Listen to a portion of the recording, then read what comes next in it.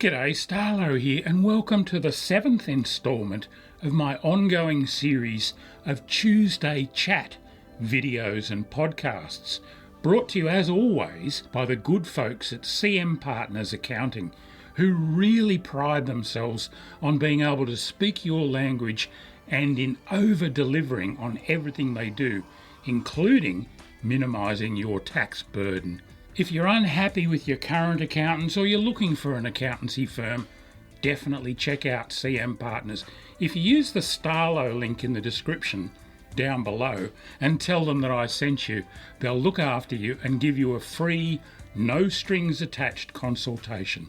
Well worth doing. This week I thought I'd take a brief look back over some of the fish captures that have had a particularly profound influence on my fishing life, and in some ways have actually changed my life.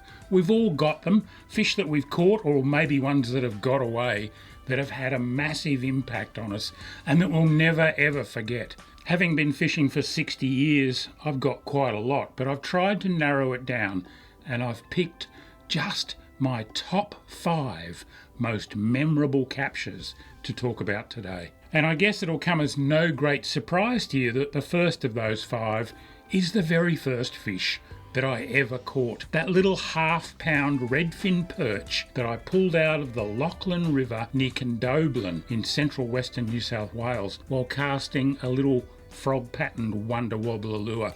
I talked about it in the very first episode of this series, and you can go back and re-watch or re-listen to that and have a look at the other episodes as well. I'll put the links down below and also up here. That little redfin was a fairly modest catch, but it definitely changed my life.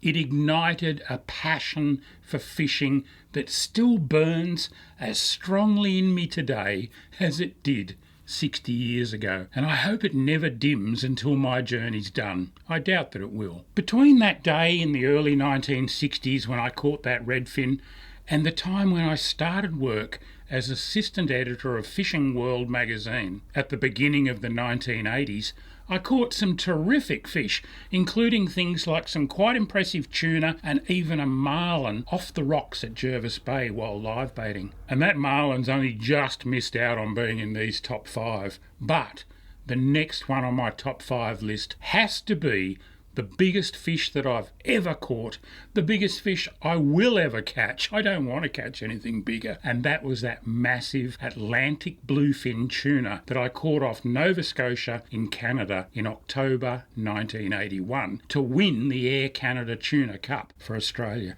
Again, I talked about that one in an earlier episode, and I'm actually going to devote an episode in the future to talking in detail about that whole trip because it was pretty amazing. And it goes without saying that I'll never forget catching a fish that weighed 1,020 pounds or 463 kilos.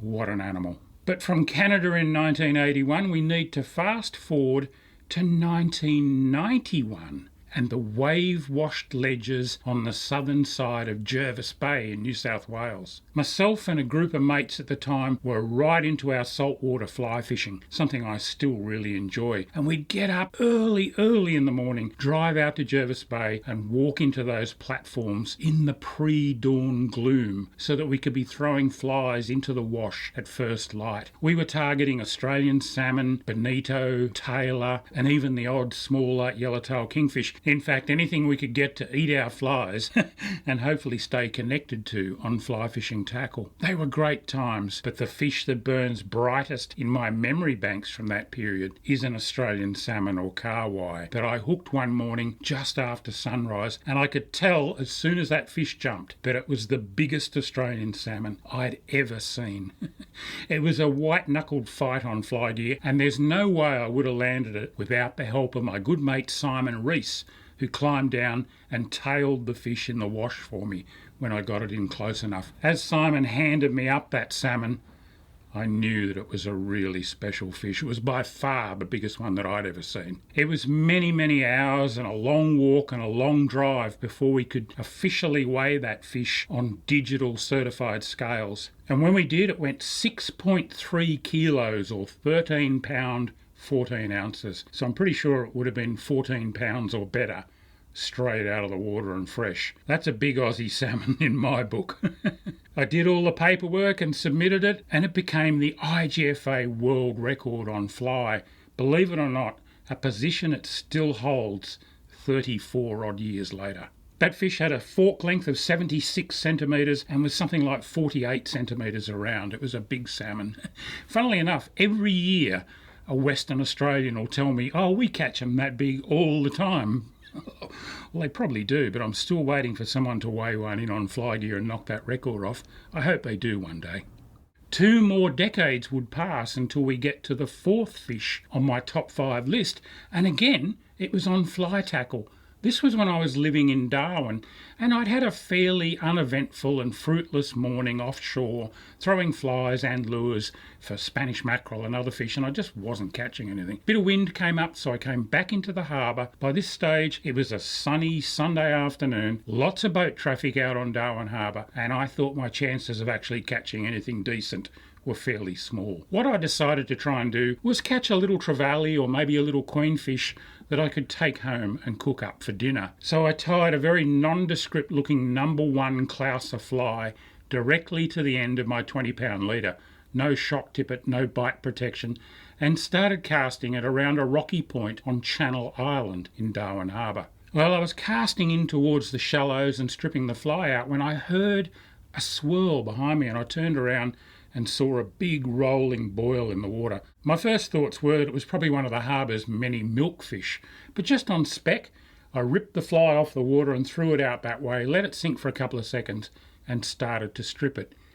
And almost immediately I came up tight on a fish that definitely wasn't the little trevally that I was chasing for dinner. Within seconds, the fly line had whipped up off the deck. I was into the backing and the reel was hemorrhaging line. And then that fish came half out of the water. I think it could only get half its body out of the water, going directly away from me. And straight away I could see that it was a queenfish. But it was a massive queenfish, bigger than any queenfish I'd ever seen before in my life. And I still remember saying out loud to myself, that's the biggest queenfish I've ever seen, and no one is ever going to believe just how big it really was. Well, remarkably, I stayed connected, although the next 20 minutes to half an hour were nerve-wracking, to say the least. At one stage, that fish ran right back into the bay and very nearly dragged my line through some submerged mangrove trees that were being covered by the rising tide. I managed to stop it just a couple of metres my side of the trees, and it arced around and went back out into deep water again. Well, after lots of really powerful runs and quite a few more of those half jumps, that fish came to the boat almost dead. I lifted it in, lay it on the deck, it gave one thump of its tail on the carpet, and that was it. And I just stood there and marvelled at the size of that queenfish. It measured 114 centimetres from the tip of the nose to the fork of the tail, and to the tips of that enormous tail, it was around 130 centimetres long. People talk about metre-long queenies all the time, just as they talk about metre-long flathead. They're nearly always talking about total lengths though, and there are quite a few queenies around that metre mark to the tail tips. But when you start getting up into the 1.2, 1.3 metre range, you're talking about very special fish. But the other thing about that queenie was the girth. They call them skinnies because they're usually so slim in cross-section, but this one was super solid, especially up around the head. Anyway, it weighed 16 kilos neat, or 35 and a quarter pounds. It was a good 15, 16 pounds heavier than any other queenfish that I'd ever seen. Again, I did all the paperwork and it got ratified, and it still stands as the world record on fly. And there are only 1 or 2 other queenies in the books caught on any kind of tackle that are bigger than that one. I doubt I'll ever see one in my life. I reckon that record might stand for a while, but I hope someone does beat it one day. If they do, they'll have caught a spectacular fish, that's for sure. And that brings me to the 5th and final fish in my top 5 listing. And it was my first ever Murray cod over a metre in length.